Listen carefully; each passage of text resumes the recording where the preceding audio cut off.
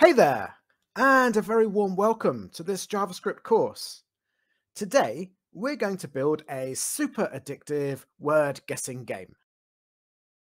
I've put the level of this course at pre-intermediate. That's because we're going to use some JavaScript basics that will be good revision and practice even if you've used them before.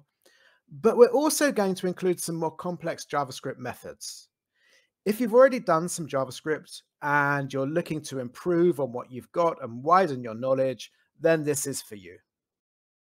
This is me. I'm Thomas Chant, a web developer from Devon in the beautiful southwest of the UK. My friend spent ages trying to get a picture of me in which I was smiling but didn't look creepy. She failed. Anyway, if I haven't scared you away, you can find me on Twitter at tpchant. I would love to hear from you, and I would love to hear how you got on with this course. A little bit more about me. When I'm not coding, I love wildlife photography. And come on, tell me that this shot of 2-day-old cygnets doesn't brighten your day just a little bit. Okay, let's get down to what we're going to do. This is Letterbox, a game in which players have to guess a word one letter at a time. It's very much like Hangman, except nobody gets hurt. This version has a Christmas feel to it, but with a few tweaks you could style it any way you wanted to. So when a user presses go, they get presented with a word as a series of dashes. They then try to guess letters that appear in that word. They have 10 lives. If they use up their lives, it's game over. But hopefully they guess the word in that time and they win. The word is coming from an API, so it changes every single time. So what JavaScript will we be working with? We'll be using for loops. We will be working with Unicode and the String.fromCharCode method. We'll be creating HTML elements with JavaScript. We'll be making API calls with fetch. We'll be using the toString and the Array.from methods. And as if all of that goodness wasn't enough, there will be mini challenges as we go along, and I'm going to leave you with some stretch goals and some homework at the end.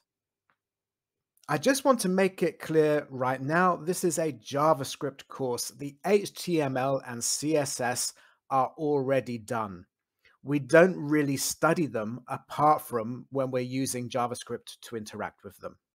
And I also want to say a quick word about the editor. If you're watching this on YouTube, I'm using the Scrimba editor, and that allows you, the watcher, to pause the video and actually edit the code that I've been typing on the screen. Seriously, if you've never tried it, it's really cool. You can play with my code. You can fork it.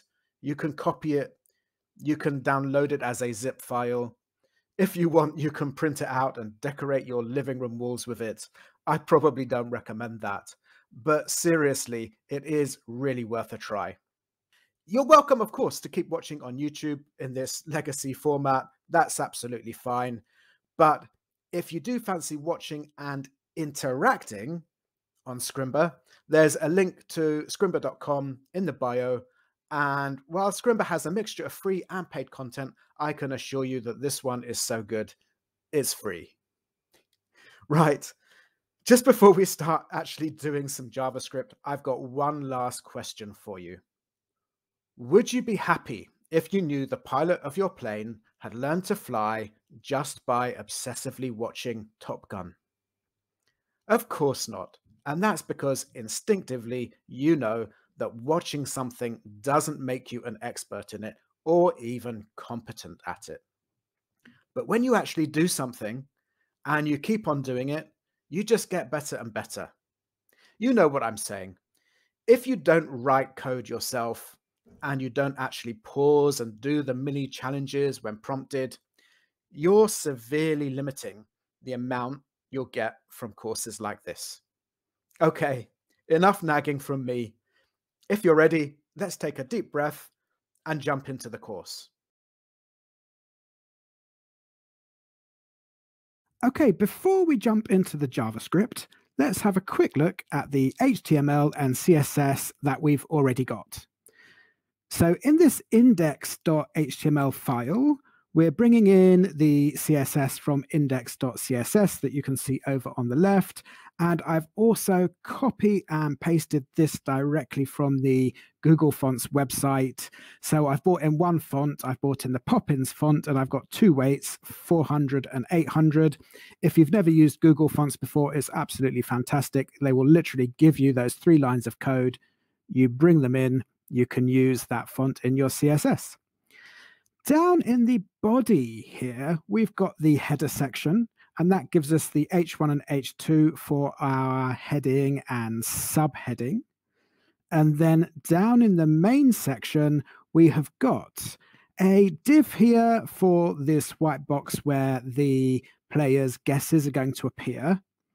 Now, here I've put a red box just to mark the space where our keyboard is going to be.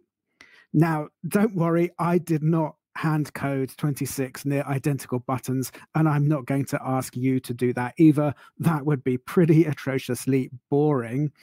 We're going to be using JavaScript to do that programmatically. I've just put that red box just to mark where that keyboard is going to be shortly. Now, you might also have noticed that I've got 2 buttons in my HTML, but only 1 button here. That is because we don't need the go and reset buttons to be on the screen at the same time. So that reset button in the CSS, I have just put a display none. We'll bring that reset button in as and when we need it. And apart from that, we have got a div at the bottom, which is going to show our number of lives that we've got left, represented by these gift emojis. When the gift emojis get to 0, it's game over. Likewise, we're not hand coding that. We're going to get the JavaScript to do that for us. So what I'm going to suggest you do is have a quick look through the CSS.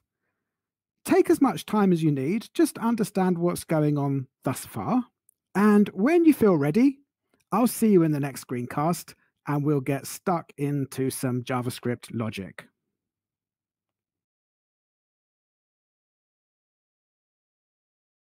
Okay, it's time for some JavaScript. There's quite a lot going on with this app, but don't worry, we're going to take it slowly and look at everything bit by bit. As you've probably realized by now, JavaScript looks complicated when you see a lot of it on the page.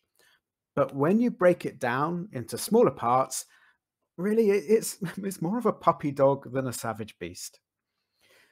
As we go through this, don't be afraid to pause and rewind if you come across something you don't quite understand, or Google it. There's a ton of information out there.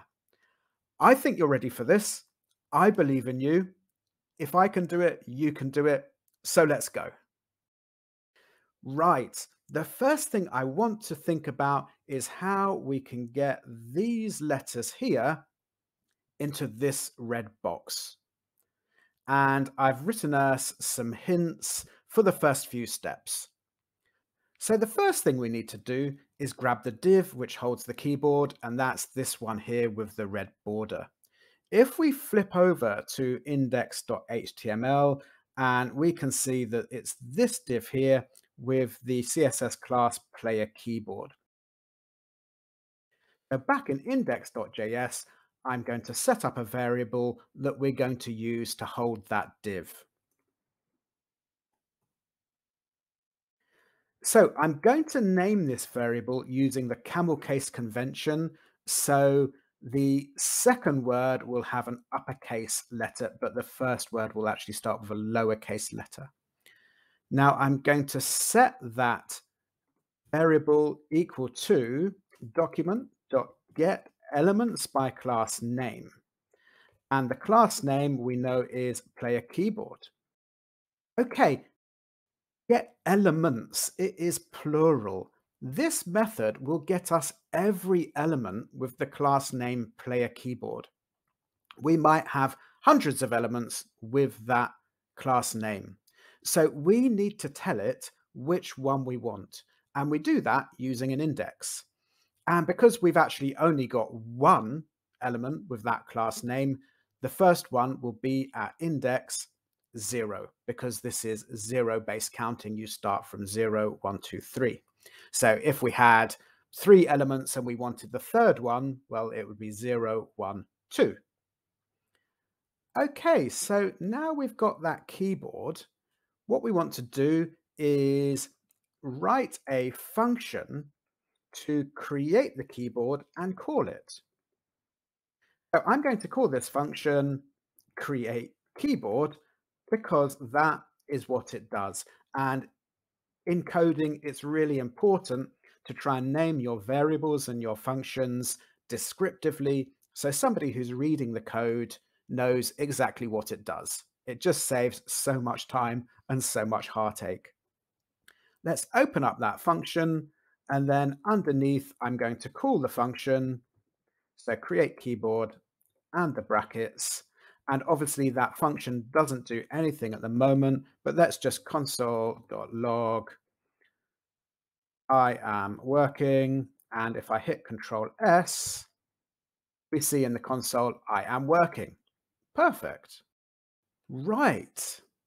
We need to think about how we can get the letters A to Z into this red box. As I promised, we don't have to hand code them. Luckily, there's Unicode for every character and symbol on your keyboard. So what do I mean by that? Basically, there are numbers which JavaScript can interpret as letters or symbols, and that's going to be really useful to us today. I'm going to drop a link here to a Wikipedia article which lists all of the Unicode. This is just for future reference. Today, we're actually only going to use 2 of them. So I'm just going to come up here above our function, and I'm going to create 2 new variables. Unicode A will contain the code for the letter A, which is 97, and Unicode Z will contain the code for the letter Z, which is 26 later than 97, 122. So you can probably imagine that if A is 97 and Z is 122, well, B will be 98 and C will be 99, etc. Okay, it's time for your first challenge. I want you to change this console log here. So instead of logging I am working, it logs the numbers 97 to 122 inclusive. If you need some help with that, I've put some hints up here in this file called hint.md, and that will point you in the right direction. So pause now and give that a go.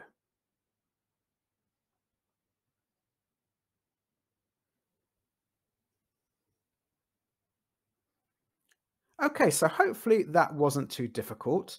Let's just start altering our console log here. So we're going to set up a for loop. And so we're going to say for let I equal, and we're going to set it equal to the lower number here. And then we're going to say on each pass, we want to check if I is less than or equal to our higher number, Unicode Z. And assuming it is, we want to increment I with I++. Now we open up the brackets of the for loop, and then inside here, let's just console log I. And if I Control S to save, it's looking good. Let's check the console, and there we have our numbers, 97 down to 122. Perfect. Okay, so how can we convert those numbers to letters? Luckily, JavaScript gives us a great method, which is String.fromCharCode, and it does exactly that. Let's just close this console a second, and I'm going to comment out our for loop, and I'm just going to give you a quick demonstration. So I'm going to create a new console.log, and inside it, what I'm going to log is string with a capital letter from car code. And then I'm going to give it a number. And the number I'm going to choose is 100. What do you think this is going to do? Well, if 97 is A and 98 is B, by my reckoning, 100 should be the letter D. Let's hit Control S and see what we get in the console. And we get the letter D, so that is working. Now, I want you to have a go. I'm going to delete everything inside our function, and I want you to log out the letters A to Z. I've put a link to the MDN doc up here in the hint file, just in case you need a little extra help, or just rewind and watch what we just did, just to implant it in your memory a little bit more. Pause now, have a go at that, and I'll see you back here in just a moment.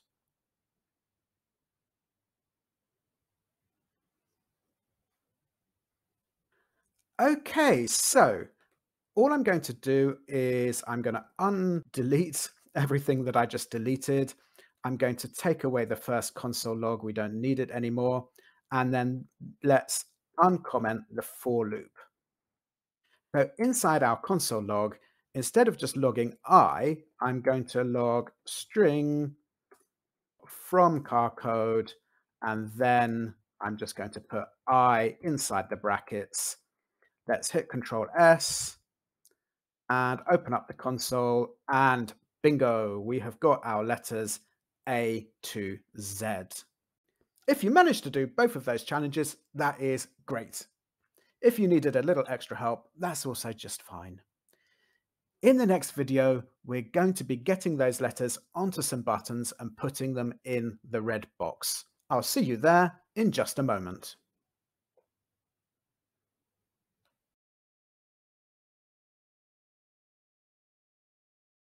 Okay, welcome back. So I've got some pseudocode here for everything that we need to do to get our letters onto buttons and into this red box. Now, the way this is going to work is that we're going to write code inside our for loop. So everything we do is going to happen for every single letter of the alphabet.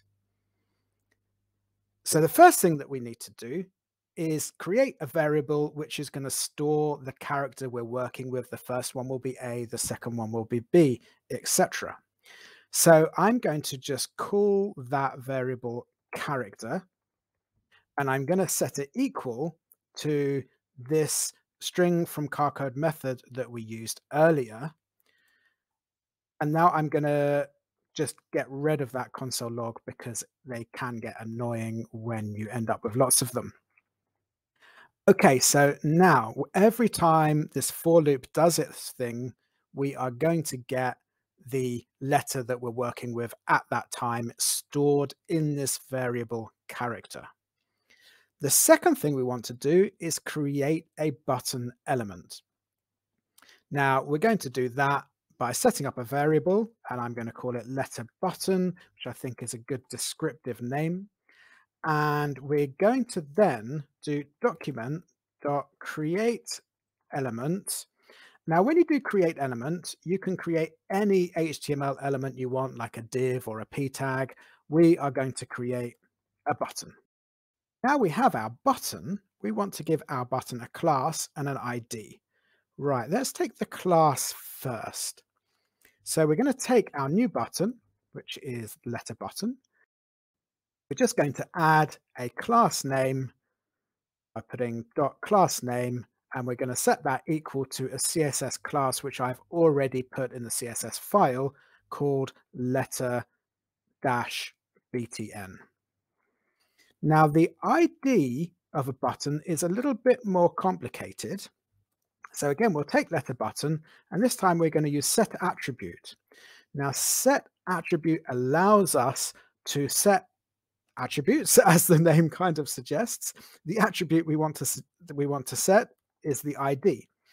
And what we need then after the ID is to put a comma and then what we want that ID to be.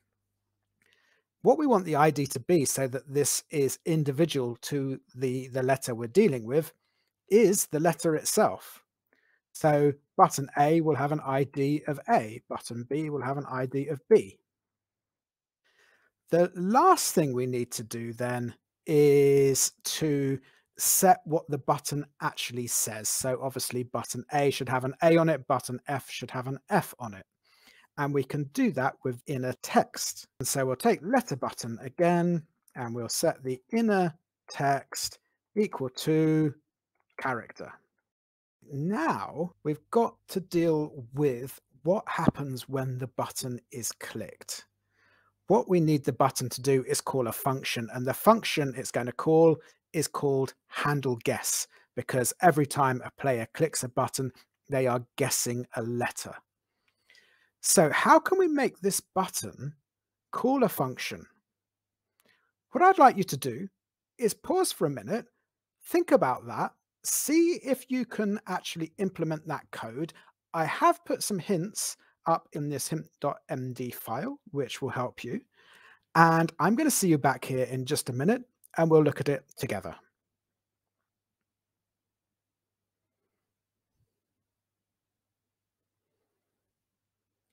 Okay, this one is quite tricky, so fantastic if you managed to do it. If you didn't, don't feel down at all. It's quite a tricky one, and once you've done it a few times, you'll know how to do it. So what we're going to do here is we're going to use an event listener. So we're going to take our button and we're going to add event listener. The event that we're listening out for is a click. What we want to happen when we have that click is the function handle guess to be called, and handle guess should be camel case. So event listeners are fantastic. What they do is they listen for events, and events are things like clicks, things like the mouse going over, the pointer of the mouse going over an element.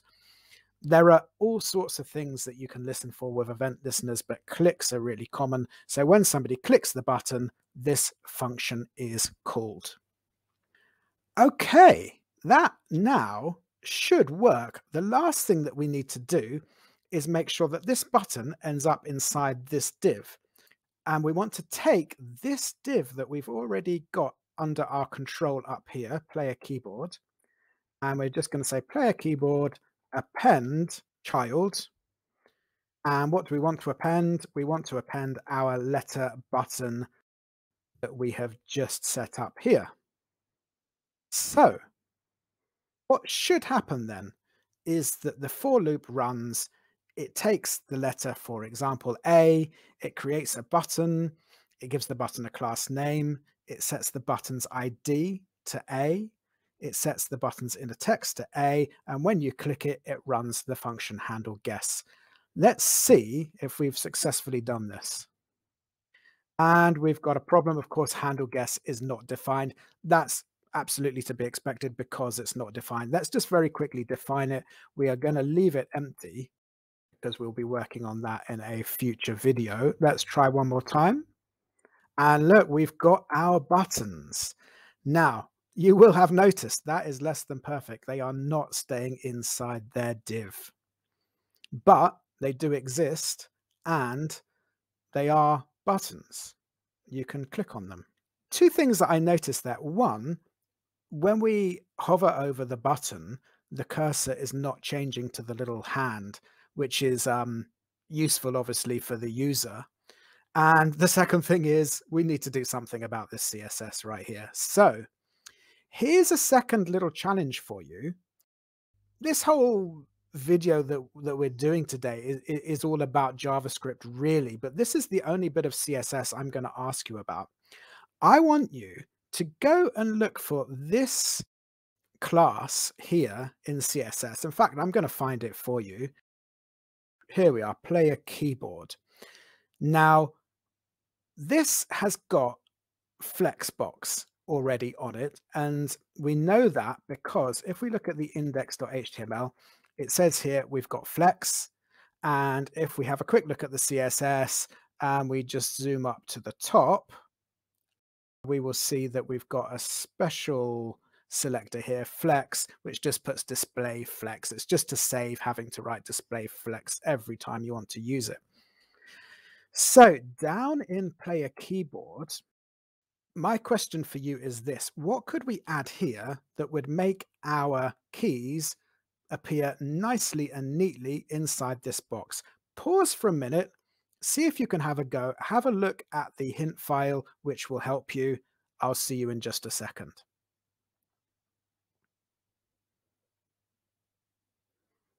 Okay, so hopefully you managed to work that out. All we need to do is set a flex property on here, and that one is flex wrap. And we want to set that to wrap. And there you have it. Look how beautiful that looks. And while we're here, should we just deal with our button letter? Because we've got it right here. And let's just change the cursor to pointer. And yeah, so now as you go over the buttons, you can see that you're hovering over a button, which is really useful. And also, let's get rid of this obnoxious red border, which we don't need. Now everything is looking much better and we are ready to move on. I think that is absolutely fantastic. We're doing really well. You're doing really well. And I will see you in the next video.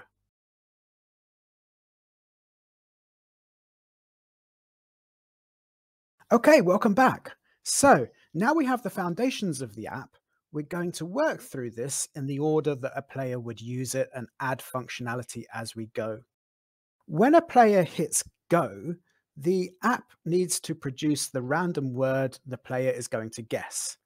If we take a look back at our index.html page, we'll see that the go button already has a function assigned to it. It's handle start. To get the random word, we're going to use an API. So what we want is for this button here, handle start, to trigger a call to an API. So let's go back to our index.js, and I've just put a few hints here as to what we need to do, or just a few reminders.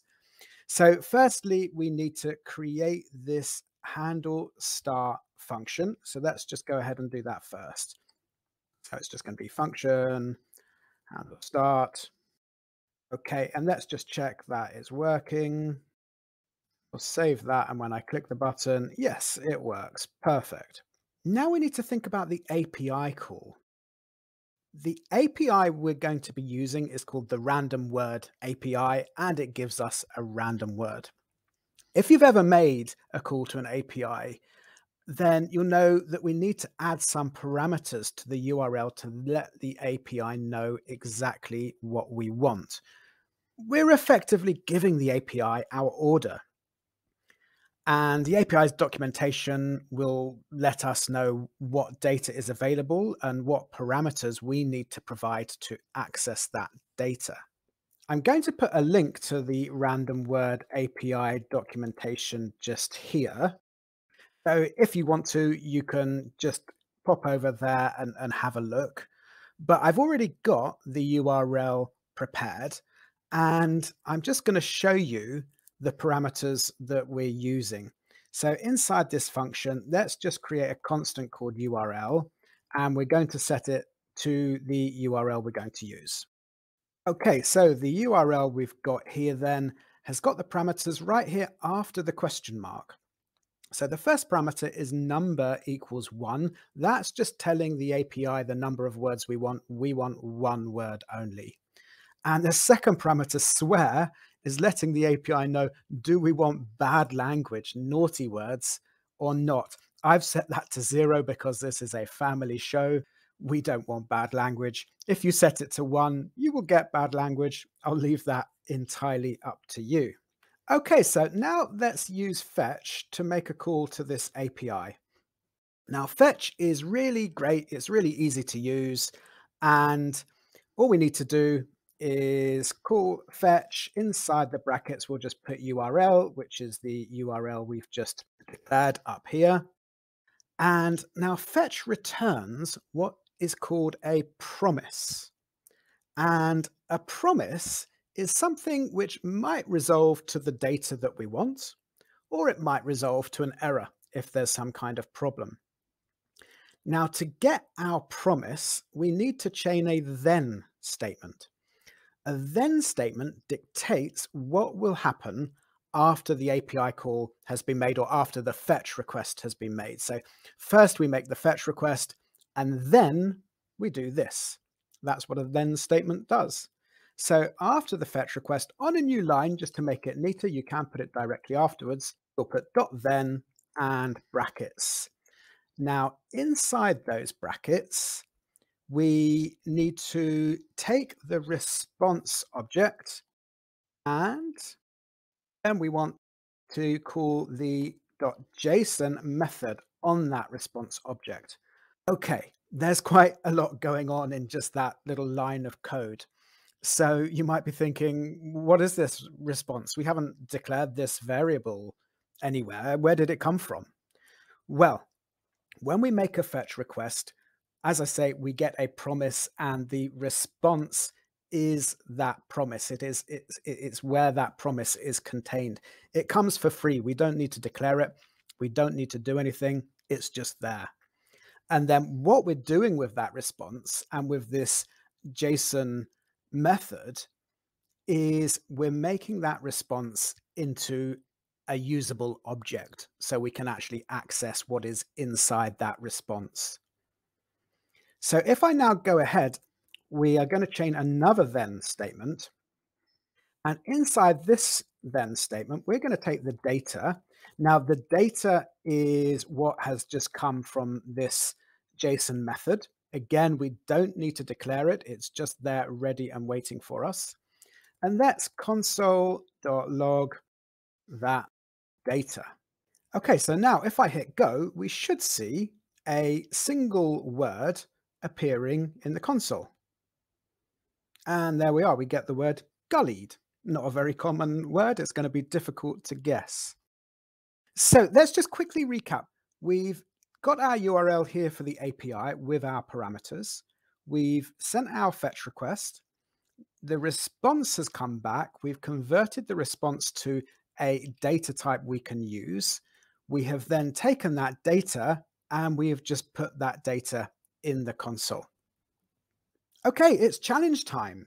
If you want to do yourself the biggest favor you can do as a coder, what I'm going to ask you to do is delete this and do it again from memory. Muscle memory is everything when you're learning to code. It's just practice, practice, practice, repeat, repeat, repeat. Before you know it, fetching data from APIs will be easy. So have a go at that. By all means, rewind and check and make sure you've got the syntax right, but see what you can do from memory and just try and build it up. Do it several times if you can. So have a go at that. And then in the next video, we'll deal with the word we've got and see how we can take our game forwards. I'll see you then.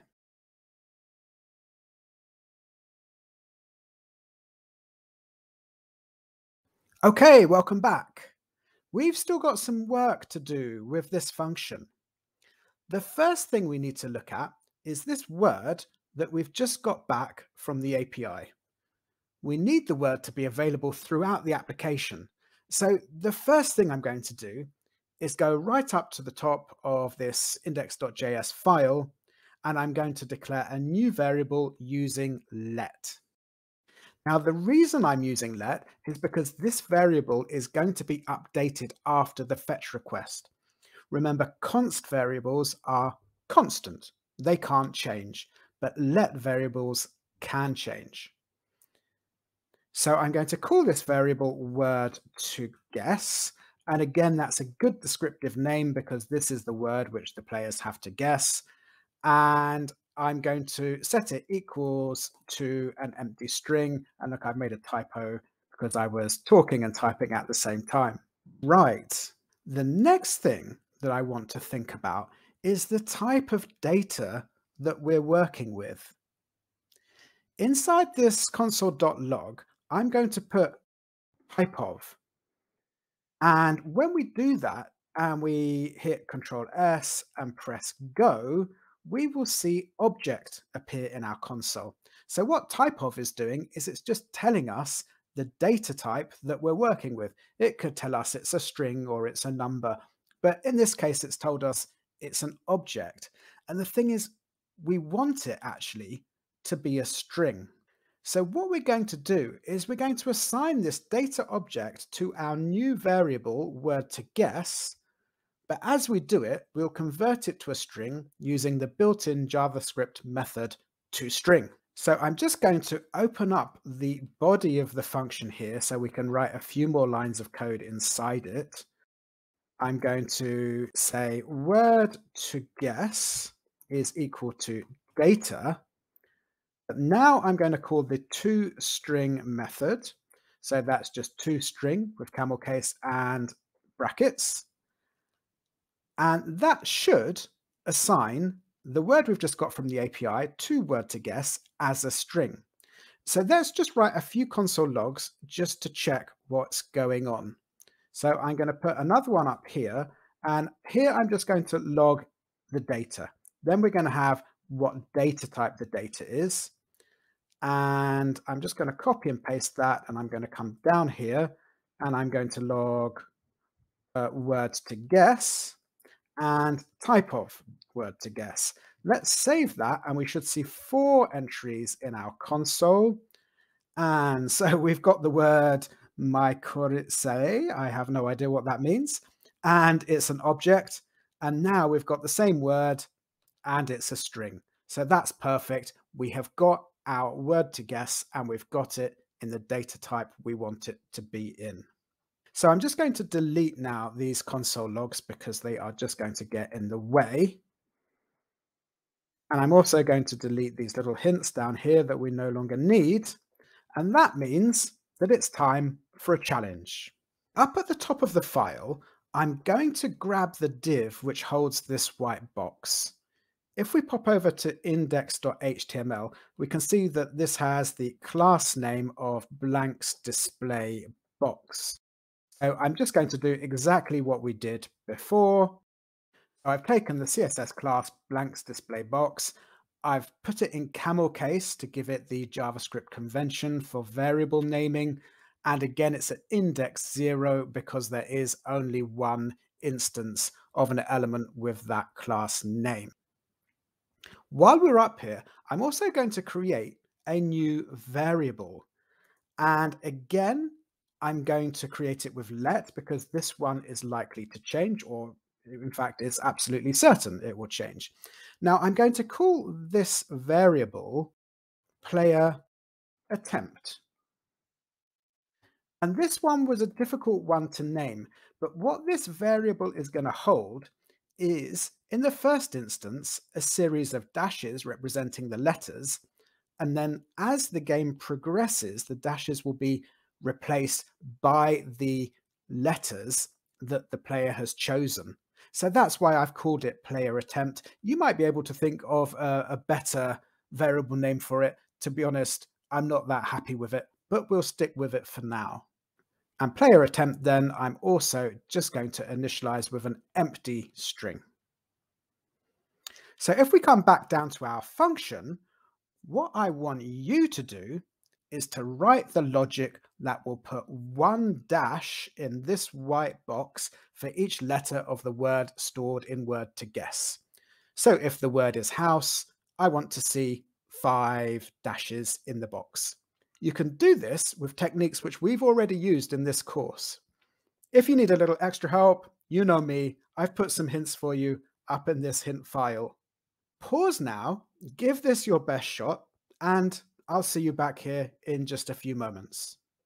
Okay, so hopefully this isn't going to be too hard. So right down here in the function, just underneath where we stored our data as a string in the word to guess variable, I'm going to set up a for loop. It's not our first and it won't be our last. Okay, so in this for loop, I've just arranged for it to loop the number of times represented by word to guess dot length. So it's going to loop through once for every letter in word to guess. And then in the body of our for loop, all we need to do then is add a dash to our player attempt string. So we're going to say player attempt string plus equals dash. And all we need to do now is come out of our for loop, and then we want to set the inner text of blank's display box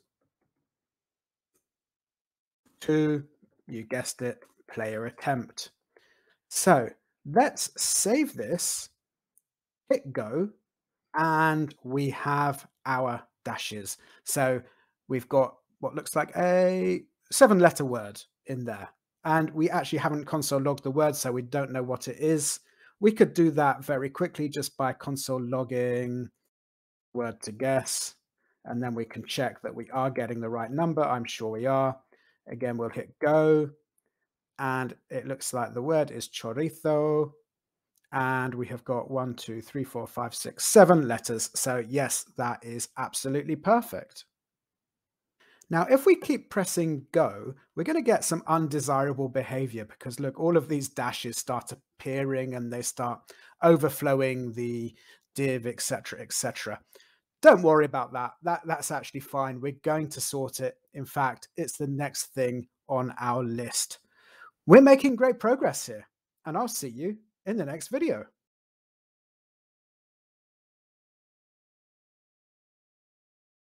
Okay, here's a quick challenge for you.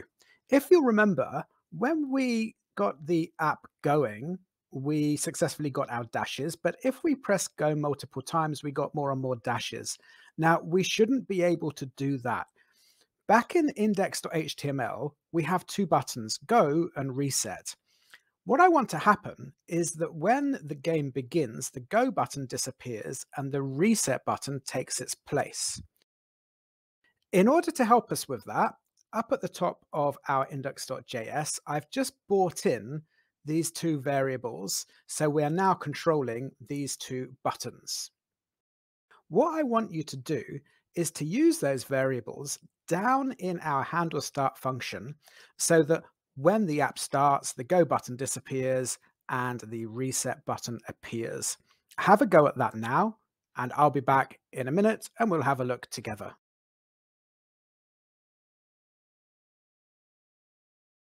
Okay, this should be pretty easy. So we've got our variables, and all we need to do is set the style.display value. Right, so what do we want those values to be? Well, the start button, we want that to disappear. So we're going to set that to display none. And the reset button we want to appear. It's set to display none already in the CSS. So we want to set that to display block. Let's just save that. Press go. And the go button becomes the reset button. Excellent. So I'm glad we've got that sorted out. It's time to move on to the next stage, which is allowing the players to click on these buttons and start making guesses. I think we're doing really well, and I'm going to see you in the next video.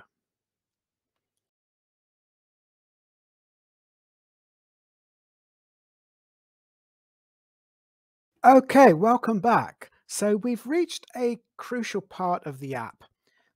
The user is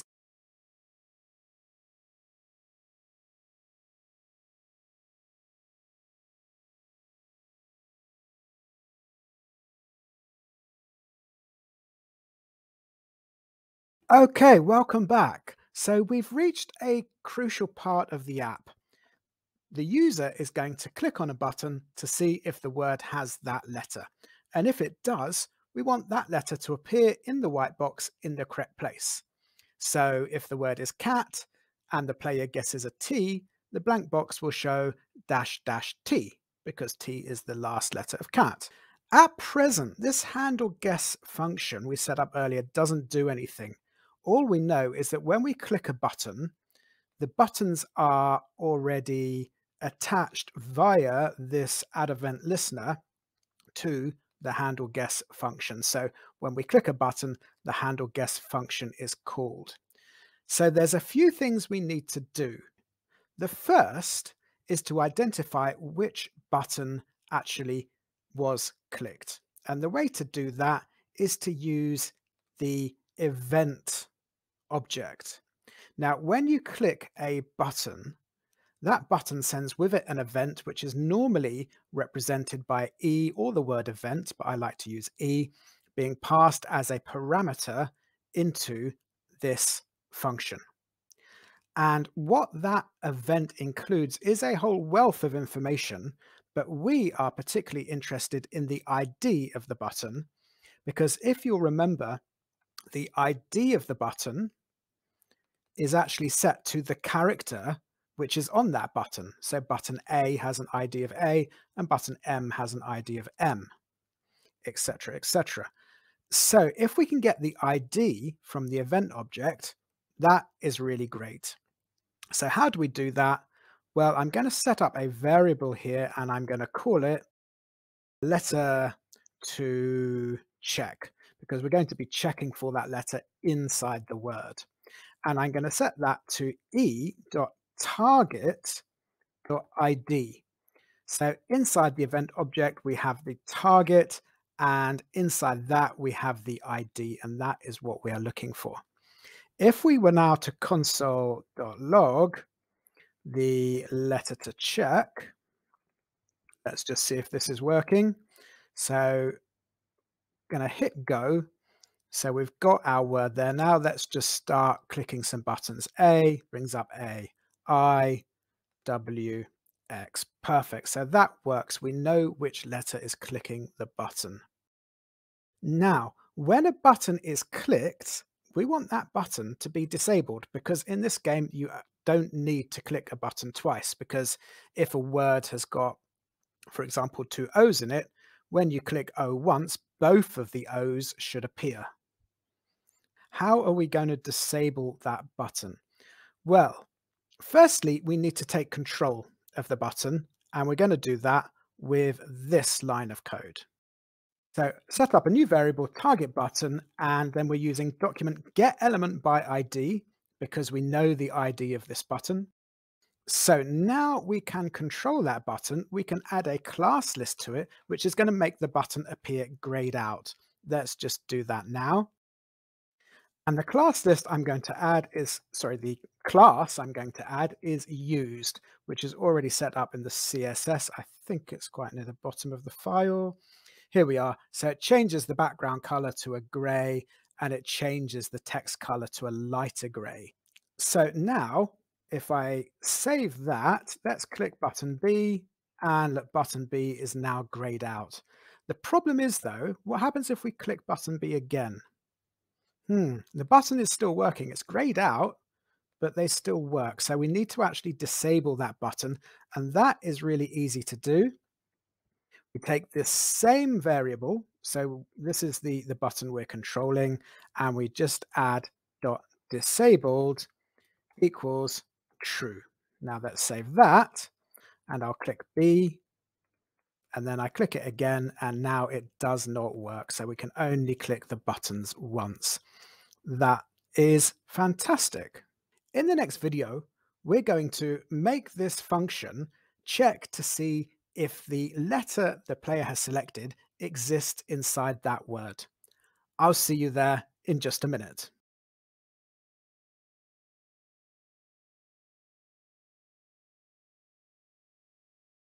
Okay, I just want to take a step away from the app for a moment to examine a really useful JavaScript method that we're going to be using in the next stage. Now, imagine we have a string, hello world. I don't know where I got the inspiration for that from. And we want to find whether or not that string contains a particular letter. How would we do that? Well, the answer is we can use the JavaScript method indexOf. Now, what indexOf does is it takes in a search value, and it will tell us the position of the first instance of that search value in a string, if it exists in the string. Let's have a look at it in action. So if I set up a console.log, and I'm going to take the string, my string, and we do .indexOf, and now our search value is just going to be the letter O. Let's just quickly save that, and look what we get here, 4. So if H is 0, 1, 2, 3, 4, we know that the O is in position 4, so this is correct.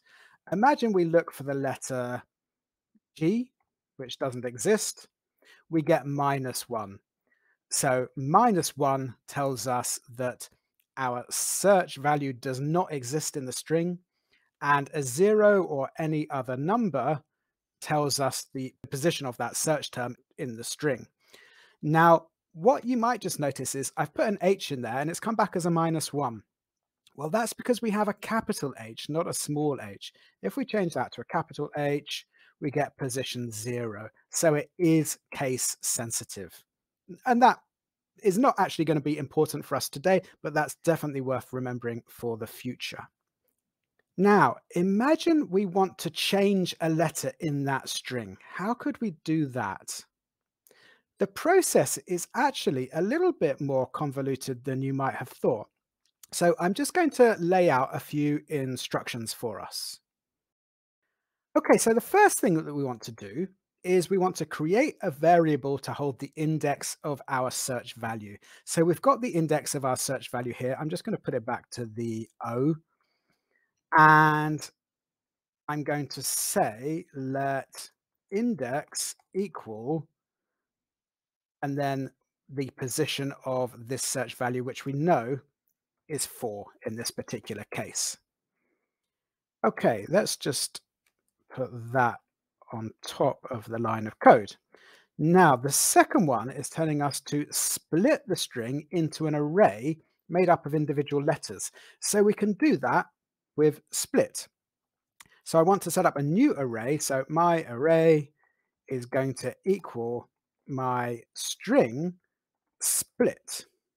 Now, when we use split, we have to tell split what it needs to do to create the array, i.e., where do we want to split our string? In this case, we want to split it on every letter. So we're just going to put inverted commas in there with no space between them. If we just console log that quickly, you should now see that we've got the entire string hello world broken down into individual letters and spaces in an array. If we were to put a space in there, the array contains 2 strings as full words. If we were to do something else like a comma, we get the entire string in the array together because there is no comma, so there's nowhere to split the array. So it splits wherever you tell it to split inside those brackets. We're going to stick to our individual letters because that's what we need. Okay, so having done that, now it is telling us here to target the element of the array containing the letter we want to change using the index. So my array index is now equal to, let's say, x. And what we can now do is move this console log down here, and let's see if we've made a change. And we have. We've got an X down here instead of an O. So that's worked. Now we want to join the array back into a string. So we can use that using the same string. So we can set my string equal to my array, and we join that again, inverted commas with no space. So it's going to join every letter. And let's quickly console log that string. So now we should see 2 console logs. And look, we've successfully changed hello world to hell X world. Now this is going to be really, really useful for us when we get back to our app. We've got more work to do there. So let's get back over there and get down to it. I'll see you there in just a moment.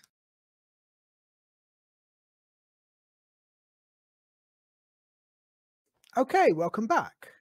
What we need to do now is work out whether our player made a correct or incorrect guess when they pressed one of these letter buttons here. Down in the handle guess function, there's an empty if clause. What we need to do is complete that if clause so a player can see whether or not their guess was successful, because the dashes in the white box turn to letters when they're correct. So if I just hit go, we'll see we've got these dashes. So if they were to select, say, the letter D and the word ended in a D, we want that end dash to be a D. You now have all the skills you need to do this without me. So I'm setting this up as a challenge. That's how much faith in you I've got. If this looks daunting, don't worry. I've given you some really detailed hints over here in the hints.md file. And I've also, in this file called help.js, pasted the code from the last video where we looked at the indexOf method. You're likely to find that really useful. So go ahead, have a look at that hint file, give this your best shot, and when you're ready, I'll see you back here and we can compare notes.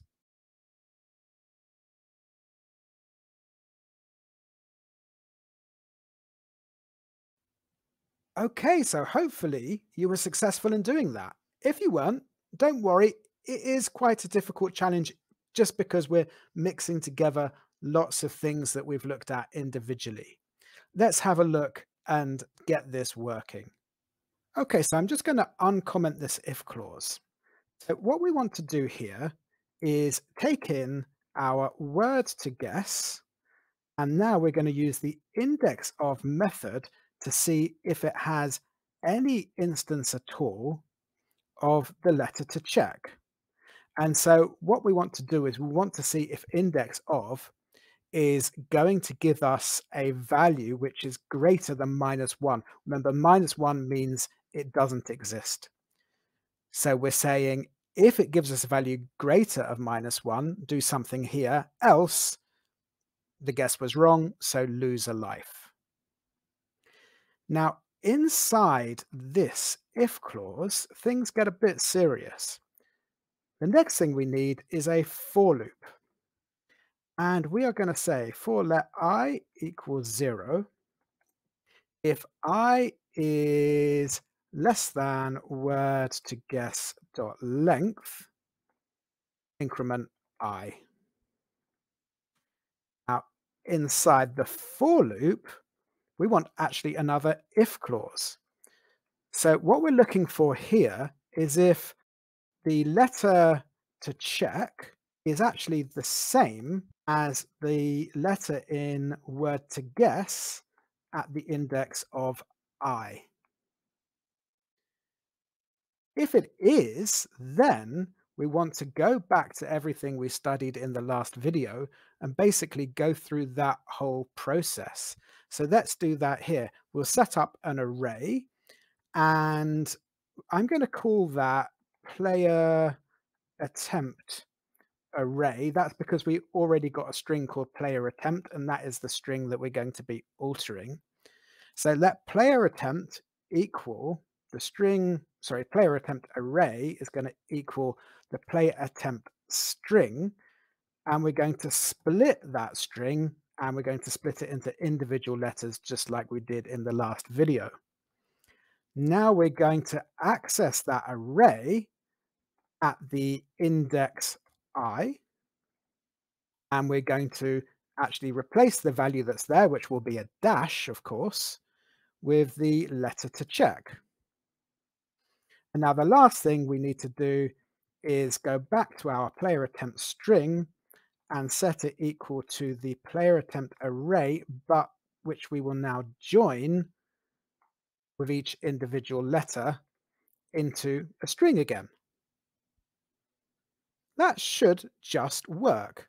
Now, the last thing it said on our list, if I recall rightly, update the inner text of the white box, this one, which is the blanks display box, with the new value of player attempt. So we want to come down here right to the end of the function, and we'll say blanks display box dot inner text is equal to player attempt. Right, let's just give that a save and see if it works. We press start. We've got a long word, tranquilnesses. Good word. Let's see if it's got an A. It does. It's definitely got a T. Hey, our app is working, and that is pretty cool. I'll see you in the next video.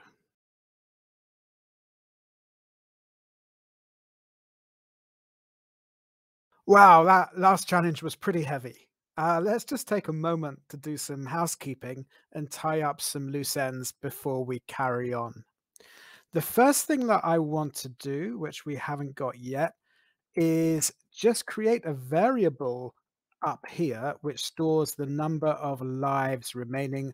I'm just going to call it lives and I'm going to set it equal to 10.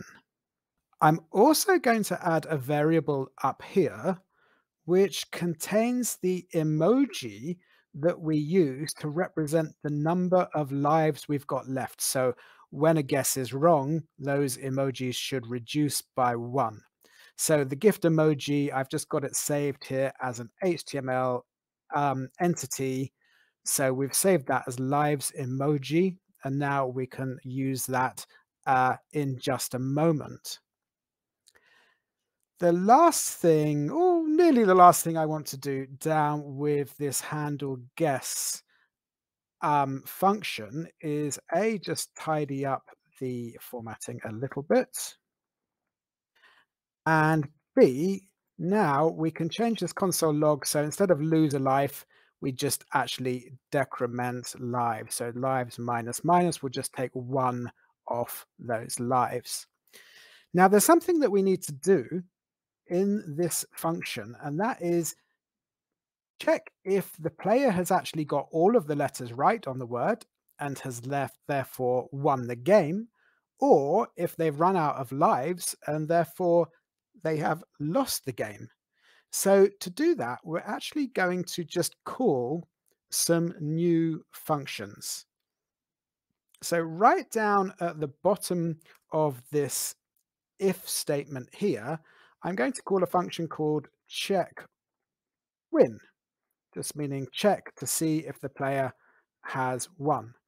And then down here, after we've decremented the lives, I'm going to call a function called checkLose to see if lives have hit 0. And we're going to just open up those functions here, but I'm going to leave them empty for now. And oh, I've done too many. One's checkLose, and of course we need to declare them as functions. And as I say, we'll just leave them completely empty for the moment. Now, the other function I want to introduce at this point then is to do with displaying these lives down at the bottom. So we're going to create a third function down here, and this function is going to be called render lives left emoji. Okay, what does that function need to do? We're going to have a bit of a challenge here, but it is a small one, and I think it's actually quite an easy one. When you make a guess and it's wrong, the number of emojis, as I say, should decrease. So your challenge is make that happen. We know already what we've got up here. We have got the number of lives and we have got the emojis.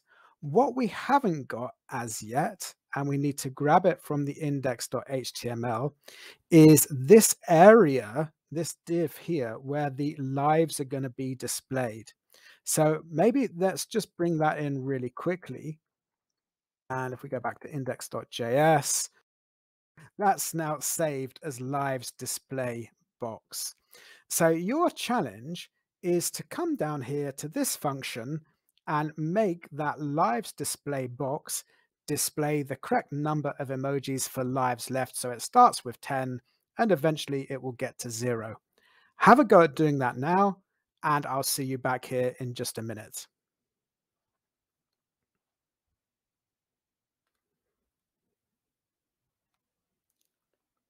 Okay, I think this should be quite doable. So we've got the lives display box, and what we need to do is control the inner HTML. The first thing we want to do is empty it because we're going to refill it each time.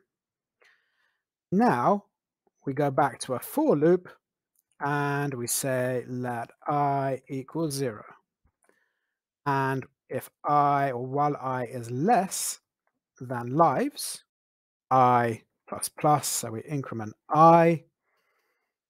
And what we want to do in there, we want to take again lives display box, and we want to set the inner HTML. So we're using inner HTML, not inner text, because our emoji is an HTML element. It's not just some text. So we want to set that inner HTML to plus equals lives emoji. Let's just give that a quick save.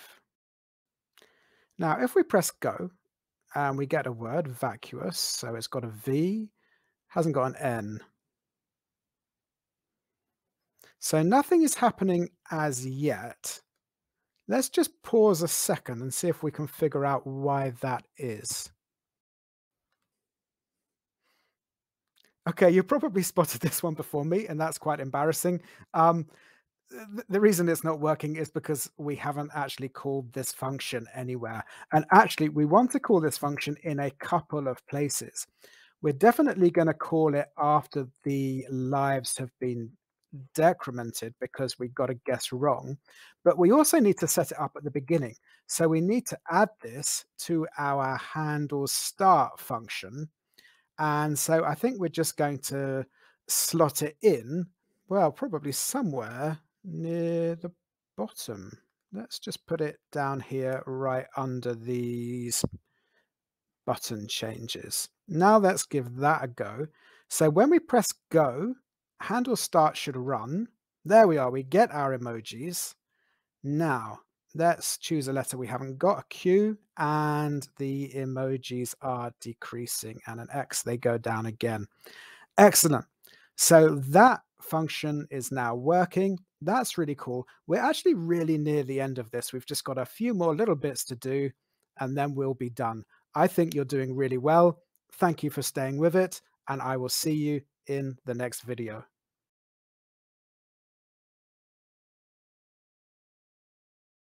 Okay, I just want to really quickly deal with the two functions we've got here, which are currently empty. So the first one, checkWin, so that gets called after every correct guess just to see if we have actually finished the game. So all this function needs to do is check the word to guess against the player attempt and see if they're the same. So if word to guess is triple equals to player attempt, and we can use the triple equals because we want to see are they the same in terms of their content, but also they're going to be the same data type because they are both strings. So if they are the same, then the game is basically over and the player is victorious. So what we're going to do is we are going to change the lives display box where we've got the emoji down at the bottom to have a little message. So we're going to set the inner HTML. I'm just going to actually set it to a variable win message. And then I think we will also change the word that they've correctly guessed. So the word which is up in this white box, let's change the color of that to green. So we're going to take blanks display box and we're going to say style.color. So that's the color of the text is equal to lime green. We could also do that with a CSS class. It makes no difference really.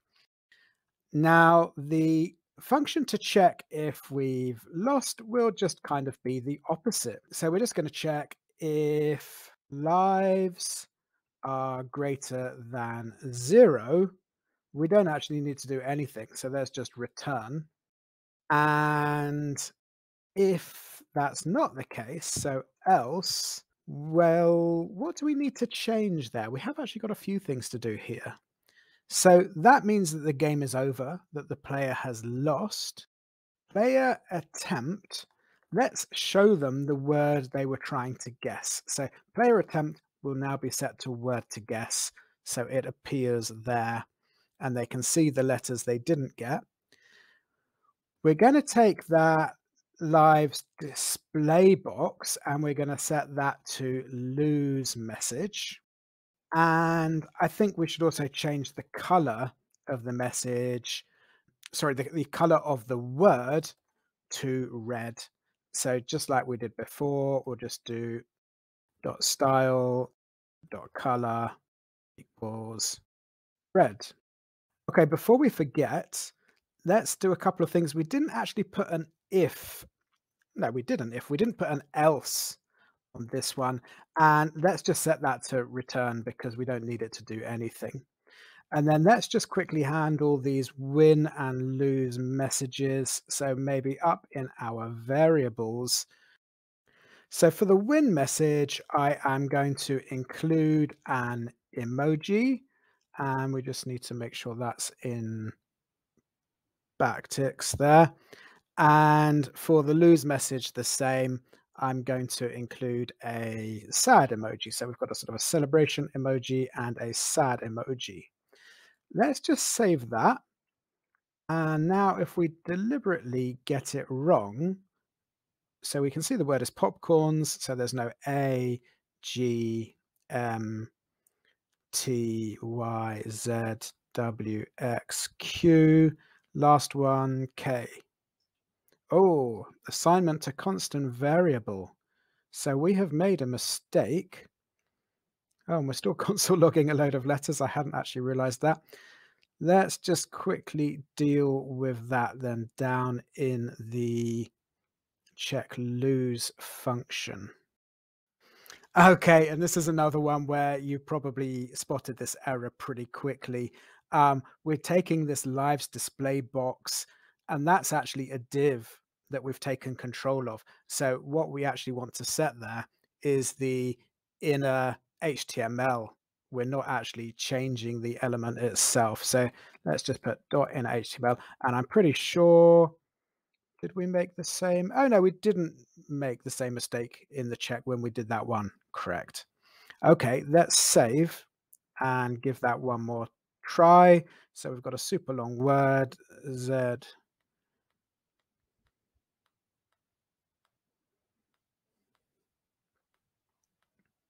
And there we are, game over, unhappy emoji, and the color has turned to red. Let's now just refresh that with a save, hit go, and we've got this word managers. Well, let's see if we can.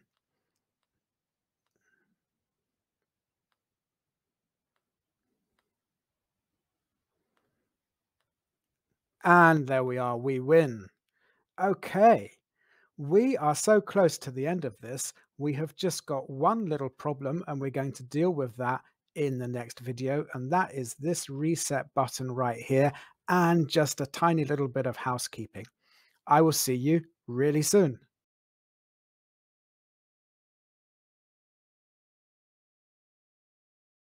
Okay, before we go any further, I want to quickly tidy up a few bits of commenting we've got in this JavaScript file. We've allowed things to get a little bit untidy. This comment here could be a bit confusing to somebody reading the code for the first time. And actually, our variable names are quite descriptive. So I'm thinking that we'll just put one general comment above all of these here.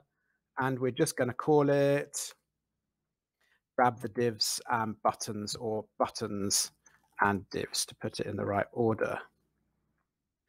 Down here, we have got a line of instruction that's left over from an old video. Let's just delete that because our function name create keyboard tells us everything we need to know about that function.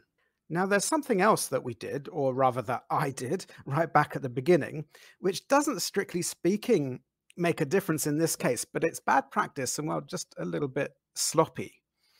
Do you notice anything about these two variables here? They're not needed anywhere else in the app, not like these global variables we've got at the top, which we're using all over the place. So why are they just sitting here? What would be a better place for them? Think about that for a moment. What should we do with these variables? So hopefully what you've noticed is we only use them in this create keyboard function. So let's put them in there directly. And let's just delete this comment, which we definitely don't need. Okay, so now they're only going to be available in this create keyboard function. And if you try to use them outside the function, they won't be available. So we can prove that just by console logging one of them. So if I save, we get reference error Unicode A is not defined. So that just shows us that they're safe in the scope of only the function where they're needed. And that means there's no danger of them causing confusion or some other problems down the line if this were a bigger code base. So it's good to get that sorted out. Let's just delete that console log now. We don't need it. Okay, we've got another problem here when it comes to the user experience of our app. Look at this. We've got no word to guess, but we can start using buttons and we lose lives and they get grayed out, but we're not actually guessing any word. Now, if we hit go, well, we can't use some of these buttons. That's not very good. Second problem is, imagine we do press go, but there's a network delay, and so our word doesn't come very quickly via our fetch API, etc., and we merrily start pressing buttons. Well, again, we're going to have the same problem. We're going to be pressing buttons before we actually have the word to guess, which means our whole logic of our app can't really do what it's supposed to do. What I want to do now is set the default state of these letter buttons to be disabled. We can actually do that with one line of code, and it's something we've already done in this project. Just above our keyboard function, I'm just going to write the simple instruction, set the buttons to disabled by default. I want you to pause now, have a think about that, look through the code. I think you're going to find really quickly what it is we need to do.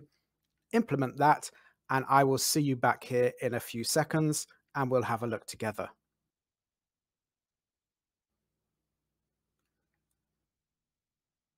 Okay, so hopefully you worked that out pretty easily. All we need to do is come down here to this area where we're doing various things to the button, like setting the CSS classes and the ID attribute. And I'm just going to put one line of code, getterButton.disabled equals true. Now let's give that a save. And what we see now is that we can't use these buttons. If we have a look at the CSS file, we have got one selector where it says button.letter/btn. So that's all of these buttons which have that class. We've got the disabled attribute and we've just set the opacity to 0.6. So there's actually two things happening there. The buttons themselves are disabled and the style of them is slightly changed. We have still got the little hand, the cursor pointer. So we could actually change that here and say cursor, what should we set it to? We might just set it to inherit. And that way we're just going to get the default state. Okay, now let's hit go. We get our word, but we can't play. So what do we need to do to make those buttons come back to life at the moment we want them to? What would be a really good idea is that when the user clicks go and after the fetch request has delivered our word, we enable the buttons. I'm going to take you through how we do that now. Watch closely because you're going to need this skill actually for a challenge in the next video. So where are we going to do this? It's going to be in our handle start function, and we can put it down here underneath where we have rendered the lives left emojis. The first thing we need to do is grab all of these buttons. Now, as you will recall, We've used the getElementByClassName several times. And if we look up here, what we've done is we've added an index onto the end because we want to get a specific element, in these cases, the first and only element, which has that class name. This time, we'll leave that index off the end and we'll get all of these elements with the class name in one variable. Let's do that now. So I'm going to say const letterbuttons is equal to document get elements by class name and then our CSS class selector in here. Now what we need to do is iterate over those buttons and remove the disabled attribute from each one. And in order to do that, we need to understand what type of data our letter buttons variable holds. So if we put it in a console log, let's see what we get. So when I press go, we get HTML collection in the console. If we add type of and save and press go, it tells us it's an object. And that's what an HTML collection is. It's actually an array-like object. Let's see if this object has the length property. So we'll delete the type of, press go, and it tells us 26. That's rational. There are 26 buttons for the 26 letters of the alphabet. So now we know that our array-like object, this HTML collection, has the length property. We can use a for loop to iterate over it and change the disabled setting for each one individually. So now this should be pretty straightforward. Let's set up a for loop. So we're just going to iterate through the length of letter buttons. So it's going to happen the 26 times. And what do we need to do? We need to take letter buttons at index I.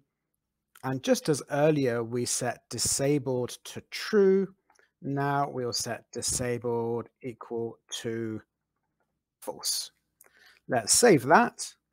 And now we've got our disabled letters. Click go and look, just after our word appears represented by the dashes, the buttons come to life and are usable. Excellent. Right, we are done here for now. The end is in sight. I've got one more challenge for you, and then we can start wrapping things up. I'll see you in the next video.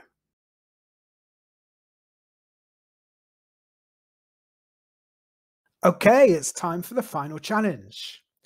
For this final challenge, I'm actually going to be a bit mean.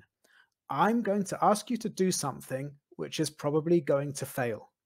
But don't worry, it is a great learning experience. Let's look at our app. If you remember, as soon as we press go, the go button is replaced by a reset button. The reset button is wired up to a function called handle reset in index.html. Here it is. But if we click the reset button, we get an error, and there's a very good reason for that. The handle reset function does not yet exist. So guess what your challenge is? Your challenge is to code out that function. What does handle reset need to do?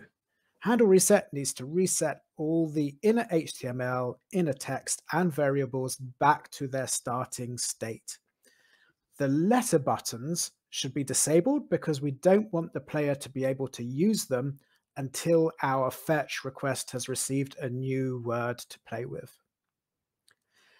To finish off the handle reset function, call the function that makes the game begin again, so that by pressing the reset button, we actually start a new game just with one click. Now, I've put a list of things that you need to cover in the hint.md file. It's there if you need it, or just take a look through the code and make sure everything that we've changed gets changed back to its starting value in the handle reset function. Okay, as I say, most of you are going to run into an error. As a good developer, if you encounter an error, go ahead and Google it. See if you can work out what's going wrong. See if you can find a fix. Somebody on the internet has had this problem before you. If you can't find a solution or that just feels too daunting right now, that's absolutely fine. I'll see you back here in a few minutes and we'll look at it together. So pause now, take on this handle reset function and see what you can do.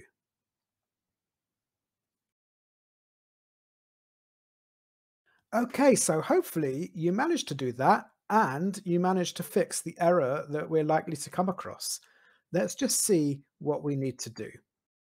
So I'm going to start off just by setting up the function, and we need to return these dashes or any text in this box to an empty space. So let's just take the blanks display box and we're going to set the inner text equal to an empty string. We need to reset the lives. Easily done. We need to think about the emoji at the bottom representing the lives. Well, look right here, we've got a function that does that for us. Let's just call the function. We need to reset any attempts that the player made, any guesses they made, which are held in the player attempt string, back to an empty string. And we need to think about the colors. So if a player has won, the text up here will be green. If they've lost, it will be red. So let's reset that to the default gray. So again, we're taking blanks display box, and we are just going to change the style color, and the original color was, I believe, 333, which hopefully you found in the CSS. Now, this is where things might go a bit wrong. We want to take away the used class name from the letters that we've used, so they're no longer grayed out. So let's see if we can do that in the normal way. So we've been working with HTML collections a little bit already in this course. So I'm going to say const used letters. Okay, so now in the usual way, I've taken control of all of our buttons here that have got this class of used. So now a for loop. Okay, so I've got a for loop here. We're just going to loop through up to the length of used letters. And while we are on each letter that has the class name used, we want to remove that class list. Okay, let's save and see what happens when we do that. So we'll press go, we'll use some letters, and now I'm going to hit reset. And see, something has gone wrong here.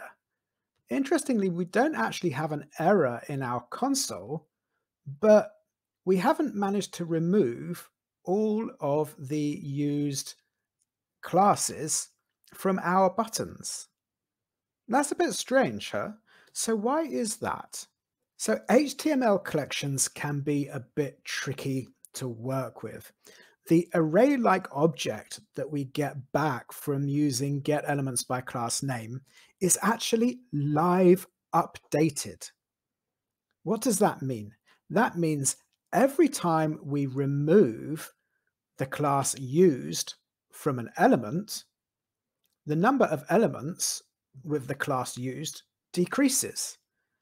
And because our array-like object is live updated, that is actually making a change to the very object we're working with. And we are using the length of that object. Well, the length keeps changing. The goalposts keep moving. That basically makes it absolutely impossible to do what we're trying to do right here. And it's only specifically a problem when you are removing the class that you used getElementsByClassName or one of the similar methods to select. Luckily, there's a fairly simple solution. We don't need to write too much code. What we need to do is take our HTML collection, this array-like object, and convert it into something static, something which is not being updated, so that we can work with it in the normal way. What we want to do is to convert it into an array. Pretty easy to do we're going to set up a new variable, and I'm going to call it use letters array. And in fact, we can declare this with a const because it is not going to change itself, although we are changing the properties of some of the things inside it. We're not actually changing the array itself. So use letters array, I'm going to set that equal to array.from, and we pass that the array-like object that we want to turn into an array. So we've used this Array.from method to take our object that we have here and turn it into an array. This array is going to be static, so we can work with it with no problem. Let's just update our for loop. So this array obviously has length, so all we need to do is copy and paste it into there. Let's now give that a whirl. Oh, we need to update this one as well. I'm going to press go. And look at that. We have gone back to normal. So actually what you'll probably notice is that these buttons are slightly transparent, and that is because they still have the disabled attribute attached. I can't now use them like I can use the other buttons. And the reason for that is that we haven't finished this function. So you probably already did this, but let me just quickly update it with the other things we need. So the first thing we wanted to do is to make all of these buttons disabled so it doesn't work until we get a new word from our API. So let's just code that out quickly. So that one, much easier to do, much like the previous things that we've done in this course. So we've selected everything with the class letter-btn, and then a simple for loop to iterate over this HTML collection. And because we're not changing the class name that we actually use to select it in the same way that we were here and here, we're not going to run into any problems. We can just make sure that each button gets given the disabled property, actually, which we want to be true, not false. Now let's give that a save, and we'll press go, use some buttons, press reset. Everything is now disabled. So the last thing we want to do is call the function to start a new game.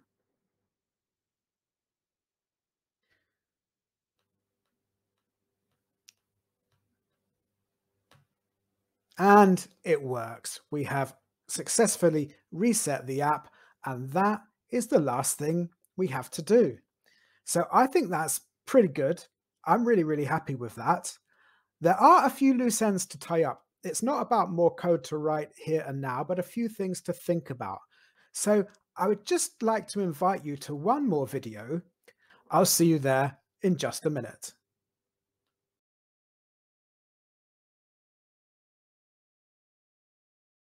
Okay, I just wanted to say a big thank you for doing this course and staying with it to the very end. But before you go, there's just a few things I'd like to say. It's good for you as a developer to stand on your own 2 feet and to set some targets and to go and achieve them. There's plenty of room for improvement with this app, and I've got a few ideas that would make really good stretch goals or homework that you could go away and do as your own project. Of course, I won't be there to judge the quality of your code, and nor will anyone else, but that's not the point. This is about practicing and experience and learning through doing and researching and asking. So let's have a quick look at a few things that you could do. In the app, there's always a possibility that the fetch request fails. What if the API is down? What if the network is broken? At the moment, our app gives zero warning to the player that something's wrong. They would just be sitting there pressing start and nothing would be happening.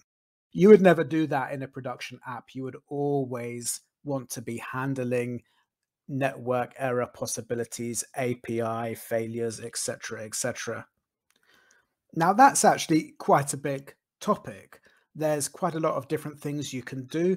And so While that was too much to include in this course, that would be a good thing to go away and study.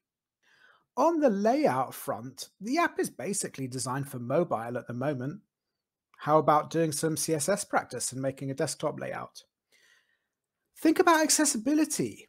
Is this app really accessible to somebody who's visually impaired, for example? Again, a big topic, lots of research to do, lots of things that can be done to make it better. And thinking about user experience more generally, we could do things like limit the word length to avoid those impossible words. In fact, you could create your own word list. So there were word themes for, say, Christmas or Hollywood movies or something like that, and then just not use the API that we were using, perhaps use a different one, or perhaps make your own. And you can also change the look and feel to match your new word theme. It doesn't have to be about Christmas, it could be about absolutely anything. Or you could go radically different, make it a two-player game. Who knows? The possibilities are endless. The message I really want to give to you is that when you do a project like this, it's always a really good idea to make it your own, do something with it, discover something new, and that's how you'll get the most from it. And I would just like to finish by saying it's been a real pleasure and I've really enjoyed it. I hope you have too.